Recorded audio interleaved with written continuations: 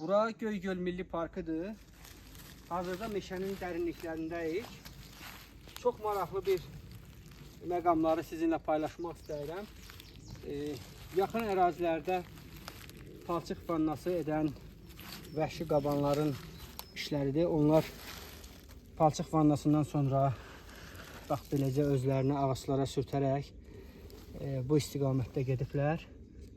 Burada onların demək tüklərindən də ağacın üzərində qaldığı var. İkinci bir hissəyə də gedək.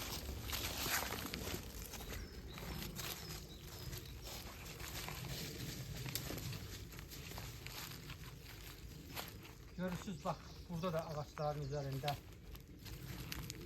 qabanların sürtüldüyü açıq aydın görünməsədir. Görünürdə hal-hazırda Milli Parkın ərazilərində çox yerdə müşahidə olunmaqdadır.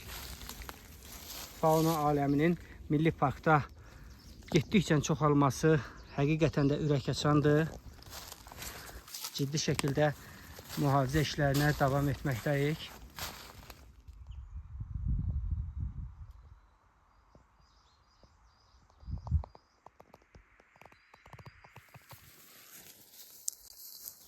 Deməli, biraz əvvəl bəhs etdiyim həmin o palçıq vannası, su olan yeri də gördük. Çox güman ki, yeni ərazidə olursa, suyun da bulanıq olması bunun göstəricisidir. Daha gözəl bir məqamla da rastlaşdım. Demək, ərazidə olan Qafqaz maralının buynuzunu müşahidə edirik. O, demək, hər il buynuzunu salır və neçə illərdir onun buynuzu ilə qarşılaşmırdıq. Və keçən ildə bu hissədə olmuşam.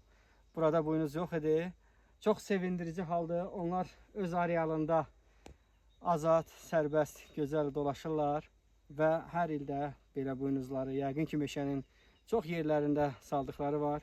Bugün də meşələrdə gəzmək, təbiət qoynunda gəzmək məni bununla qarşılaşdırdı. Çox sevinirəm. Biz onun həm buynuzlarından əlavə video görüntülərini də qeydə almışıq. Belə təbiət gözəldir, təbiəti qorumağa davam edək.